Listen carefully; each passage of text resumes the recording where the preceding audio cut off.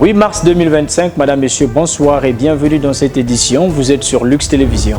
Les femmes du département de Pointe-Noire se sont donné rendez-vous ce matin au rond-point de la paix, dit Kassai, pour une marche citoyenne ayant pour point de chute l'hôtel de la préfecture, ce dans le cadre des festivités de la 115e journée internationale des droits des femmes.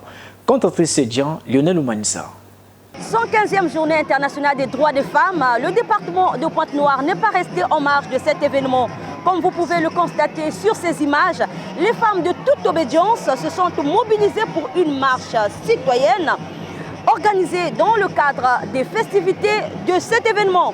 Cette marche partira du rond-point de la paix, dit rond-point Kassai, à la préfecture.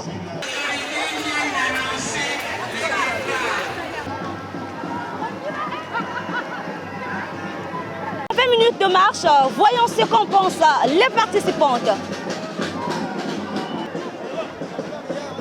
On a demandé à toutes les femmes au niveau du département de Pointe-Noire de faire cette marche-là.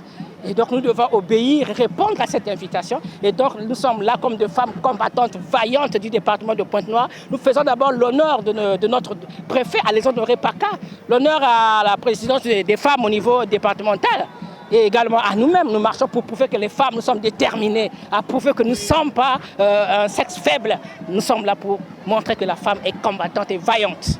Ça me fait du bien de marcher un tout petit peu et de transpirer un tout petit peu. Vous avez dit tout à l'heure que c'est une marche sportive. Vous savez vous-même combien de fois le sport est très nécessaire pour notre organisme. Ça nous permet de libérer les déchets du corps et ainsi de suite. Et donc ce matin, nous sommes toutes en mouvement suite à cette organisation. Notre point de chute, vous l'avez dit, Madame la journaliste, que c'est à la préfecture de Pointe-Noire. Et donc petit à petit, nous sommes en train d'avancer.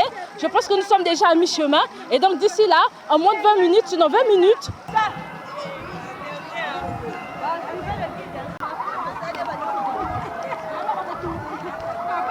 après plus d'une demi-heure de marche sur une distance de près de 5 km, nous y voilà à la préfecture où nous allons écouter tour à tour les allocutions irrélatives. Bien que les activités officielles de cette journée se déroulent à Djambala dans le département des Plateaux, notre engagement ici à Pointe-Noire est tout aussi fort.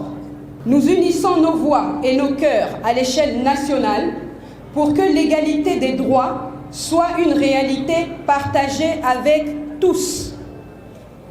Mesdames et messieurs, le thème international de cette journée pour toutes les femmes et les filles, droit, égalité et autonomisation, incite à une action collective pour un monde plus juste où chaque femme et chaque fille, d'où qu'elle vienne, puisse se tenir fièrement libre et égale en droit. Le thème national Femmes congolaises face aux enjeux d'autonomisation nous rappelle l'importance de faire en sorte que chaque Congolaise trouve sa place dans la société. Nous savons que ce processus d'autonomisation ne se limite pas à des lois. Il exige des actions concrètes et durables, ici et maintenant sur le terrain.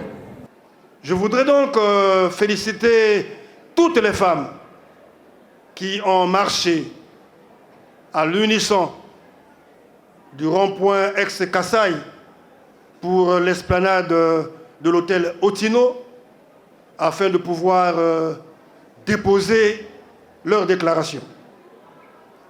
C'est ainsi qu'au nom de M. Alexandre Honoré Paka, préfet du département de Pointe-Noire, je prends acte de cette déclaration et déclare que la fête soit belle. Vive le 8 mars, vive Pointe-Noire, vive la femme, vive le Congo. Je vous remercie. Vous l'aurez compris que c'est par ces riches allocutions que prend fin cette cérémonie.